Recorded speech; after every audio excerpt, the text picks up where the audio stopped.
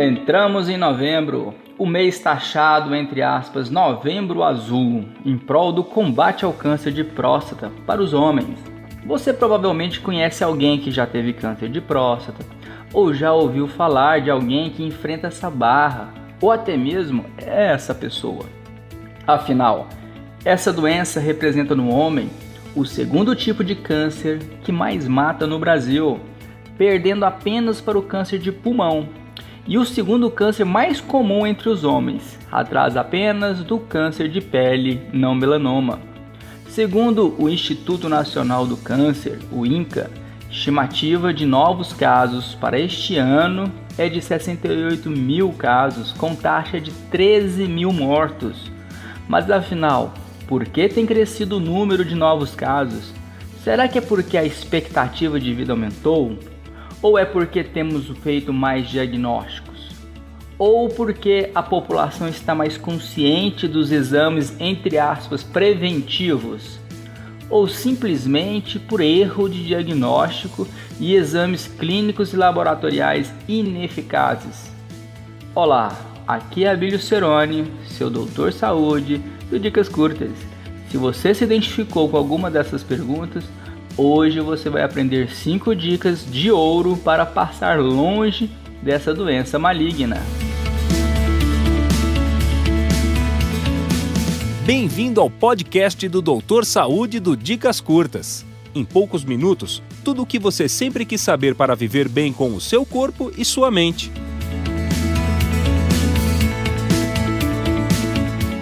Então vamos lá. Imagina você, um homem com um histórico genético desfavorável de câncer de próstata. O pai teve câncer, o avô teve câncer de próstata, mas quem segue nosso podcast já sabe que a genética só determina 10% dos casos. Comece então a fazer exames de rotina anualmente para detectar o câncer de próstata. E após os 40 anos de idade, já é considerado uma doença da terceira idade. Os exames comuns para esse tipo de doença é o toque retal, para palpação da próstata, para saber se ela está aumentada, e o exame de sangue, chamado PSA, que é o antígeno prostático específico, que é um biomarcador que sugere câncer de próstata quando ele está aumentado. Daí um belo dia você é diagnosticado com um PSA aumentado. De rotina, seu médico pede para que você faça uma biópsia com urgência para diagnosticar o câncer maligno. E agora, você que sempre teve uma vida saudável, preocupou com uma boa alimentação, sempre fez exercícios físicos, teve uma boa noite de sono, será que você foi sorteado na loteria do azar? Ou simplesmente um erro de diagnóstico? Uma precipitação para fazer biópsia, um despreparo do profissional ou uma campanha errada de prevenção do câncer de próstata focada em fazer exames, ao invés de focar na mudança do estilo de vida? Agora que você viu em uma situação embaraçosa, o que fazer perante esse resultado dramático?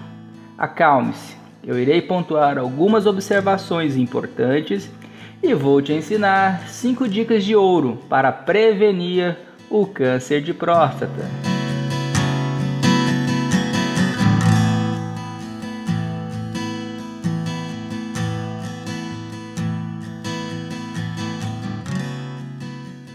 Antes de falar das dicas, eu te pergunto: você sabia que o seu PSA estiver aumentado pode ser uma uretrite ou uma prostatite? Antes de fazer qualquer biópsia, peça seu médico para fazer uma urinocultura ou uma espermocultura, descartando qualquer hipótese de infecção, antes de perfurar sua prótese, fazendo a biópsia. É muito comum mulheres apresentarem infecção urinária, não é verdade? Porque o homem também não pode apresentar. Afinal, quando o homem senta para defecar, muitas vezes ele encosta o pênis no vaso sanitário, onde ali pode estar facilmente contaminado. Mais curioso é que a maioria dos exames, segundo o Dr. Lúcio Lemes, um biomédico de Juiz de Fora, Minas Gerais, afirma que o resultado é positivo para as infecções. Quando você começa a biopsiar sua próstata saudável, o próprio trauma da biópsia pode levar ao surgimento do tumor. O próprio diretor do INCA, Dr. Luiz Antônio Santini, diz: PSA aumentado não é sinônimo de câncer de próstata. E ainda confirma: o exame de toque retal é muito mais fidedigno e deve fazer parte das consultas clínicas de rotina para os homens com mais de 50 anos de idade. O exame de toque também é bastante questionado, pois a próstata ela tem duas partes. A parte anterior, onde se toca, e a parte posterior, onde não se toca, e por coincidência é onde costuma a maioria dos tumores se desenvolverem, ficando difícil de fazer o diagnóstico pelo toque. Também tem a questão da hiperplasia, ou seja, na maioria dos casos o que ocorre é uma hiperplasia prostática, e a hiperplasia prostática nunca vira tumor. Outro ponto determinante é saber qual a porcentagem de sensibilidade e especificidade e a prevalência dessa doença na população que o exame tem. A evolução do raciocínio na interpretação dos fenômenos naturais através dos tempos trouxe como consequência as bases matemáticas do pensamento científico. Na medicina não foi diferente. A observação dos fenômenos biológicos, a procura de soluções para diminuir o impacto das doenças e a necessidade de se provar cientificamente a eficácia de métodos propedêuticos e de procedimentos terapêuticos abriu as portas para que hoje se denomina medicina baseada em evidências.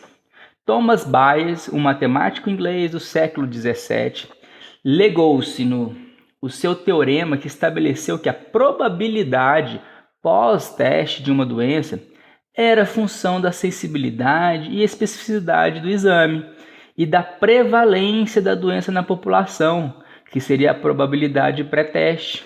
Os médicos, ao formularem as hipóteses de diagnóstico, interpretam os exames laboratoriais e prescrevem o tratamento intuitivamente, utilizando o teorema de Bayes. Hoje, vivemos na era da alta tecnologia, em que as pessoas frequentemente tendem a interpretar a positividade de um exame sofisticado e caro como sinônimo de doença. Muito cuidado! Não devemos esquecer que todos os exames, sem exceção, desde o corriqueiro exame clínico até uma tomografia computadorizada, estão limitados pela sensibilidade, especificidade e valor preditivo pré-teste. Em outras palavras, vamos exemplificar. Se você mora na cidade de São Paulo, tem um sintoma de hepatite, aí você vai lá, faz o exame, que apresenta 100% de sensibilidade e 80% de especificidade. E a casuística de hepatite na cidade de São Paulo é: a cada 600 pessoas, 1 tem hepatite. Saiba que a probabilidade de você ter hepatite seja menos de 2%. Exatamente 1,96. Será que dá para confiar no exame? Para o exame ter boa acurácia, ou seja, a média entre a sensibilidade e a especificidade deverá ser acima de 95%. E a maioria dos exames no Brasil não chega a 80%. Sem contar os dados estatísticos de uma determinada população que devemos levar em conta a bioquímica de cada indivíduo, as morbidades distintas e, sobretudo, o polimorfismo genético. Começamos a fazer testes salivares para comparar com os testes sanguíneos e testes de urina. E essa proporção deve estar 1:1. Por exemplo, imagina você suplementando iodo. No teste salivar te dá um valor alto e no exame de sangue te dá um valor baixo. Isso mostra que você está excretando muito iodo e não está retendo ele no seu corpo. Se você olhar somente o exame de sangue, o que é que normalmente ocorre? Provavelmente você vai aumentar a dose de iodo. Mas se você olhar o teste de saliva, vai saber que o problema não está na carência de iodo, e sim no receptor do iodo. Logo, o diagnóstico muda e principalmente a forma de tratar também, mostrando que existe outra maneira que também influencia, que também diminui a acurácia dos exames laboratoriais. Então, comece a ficar tranquilo em relação aos exames e comece a focar no que realmente interessa, que é a prevenção. E exame não é prevenção, como falamos no episódio 33, destinado ao Outubro Rosa, para as mulheres prevenirem contra o câncer de mama. Agora preste atenção nas dicas de prevenção.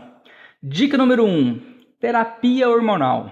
Já falamos aqui que o Prêmio Nobel de Medicina deste ano foram para 2 pesquisadores, um americano e um japonês, que descobriram uma proteína que freia o sistema imunológico e assim conseguiram, vamos dizer, soltar o freio para que o sistema imune possa atacar o tumor.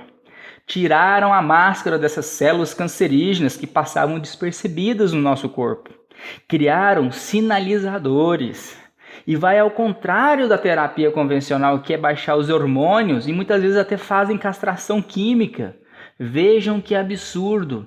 Se nossos hormônios fossem tão cancerígenos, os nossos jovens deveriam ter muito mais cânceres do que os nossos idosos. Concordam? Já que eles têm hormônios à flor da pele. Isso não é irônico? Caso você apresente sintomas de depressão, de perda de cabelo, cansaço, fadiga, fraqueza, desânimo, provavelmente seus hormônios esteroidais estão em baixa. Dica número 2. Gerir o estresse. E a forma mais poderosa que eu conheço é através da meditação, da yoga. Você também pode lançar mão de banho gelado pela manhã e de esporte, atividade física, que seja de competição. Sabemos que o estresse ele interfere em vários hormônios, em especial o DHEA. Ele abaixa o DHEA e você vai ter predominância então estrogênica, um hormônio feminino que é proliferativo, dando chance ao azar. Um outro hormônio que ele interfere é o cortisol. Ele vai aumentar este hormônio e aí vai alterar o seu sono, vai prejudicá-lo porque ele vai abaixar um outro hormônio, que é o hormônio do sono, chamado melatonina. E o seu intestino vai ser afetado também, porque ele provoca disbiose, alteração dessa flora intestinal. E sabemos que a serotonina, que é o hormônio da felicidade, 90% é produzido no seu intestino. Por isso que há alteração do humor e a pessoa começa a entrar em depressão.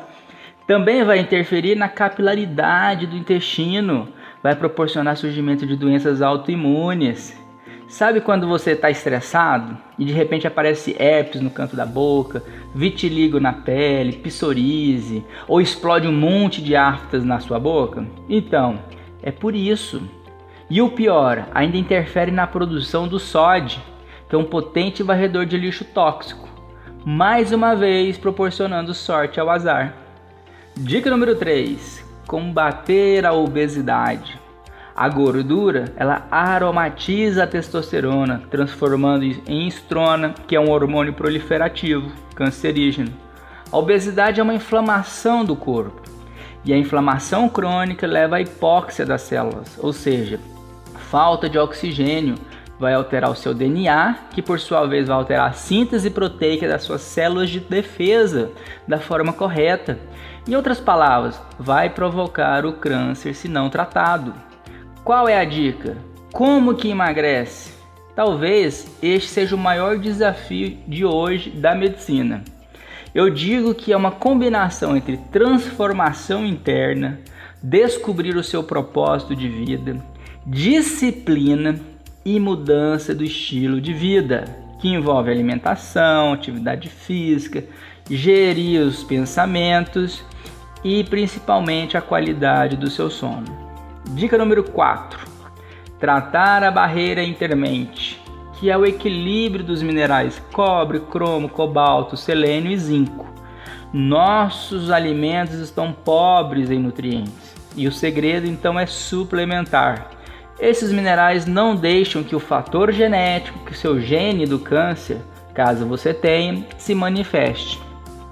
E a dica número 5, detox natural do corpo. E a melhor maneira de detoxificar, de limpar o terreno biológico, o meio extracelular, remover todo esse lixo tóxico produzido e excretado pelo nosso corpo, é através do exercício físico.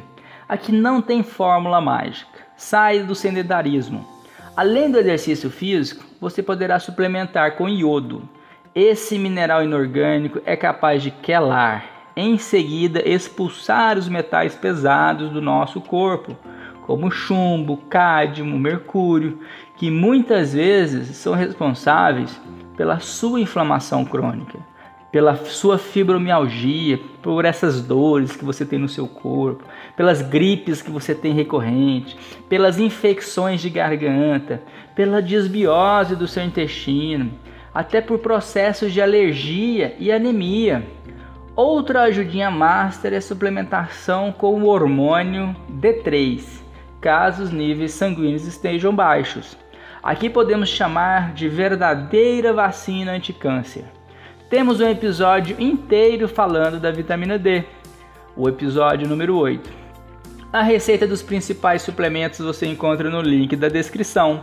Resumindo, preste bastante atenção, saiba a diferença fundamental entre prevenir e detectar. Para aprofundar-se no assunto, acesse o nosso site www.cerone.com.br, adquira nosso livro Hábitos Cerone ou cadastre-se para o próximo workshop. Se você, homem, ainda não se atentou para a importância da prevenção contra o câncer de próstata, comece a prestar atenção e praticar as dicas que você vai aumentar sua longevidade com saúde. Então, o que você achou dessas dicas? Qual assunto você gostaria de saber mais a respeito? Ficou com alguma dúvida? Me procure no grupo, o Doutor Saúde, no Facebook. Estarei à disposição para esclarecer todas elas. E aproveite para segui-la. Curta, comente, compartilhe usando o iTunes e assine esse podcast no seu dispositivo Apple, através do aplicativo Podcast ou no seu dispositivo Android, usando o aplicativo Podcast da sua preferência, é claro. Estamos também no Spotify e no Deezer. Continue acompanhando esse podcast. Eu sou Abílio Cerone, seu doutor saúde do Dicas Curtas. E para finalizar, aproveite para conhecer também nosso time de experts através do nosso site www.dicascurtas.com.br. Um abraço e até a próxima semana! Conheça os demais experts em www.dicascurtas.com.br.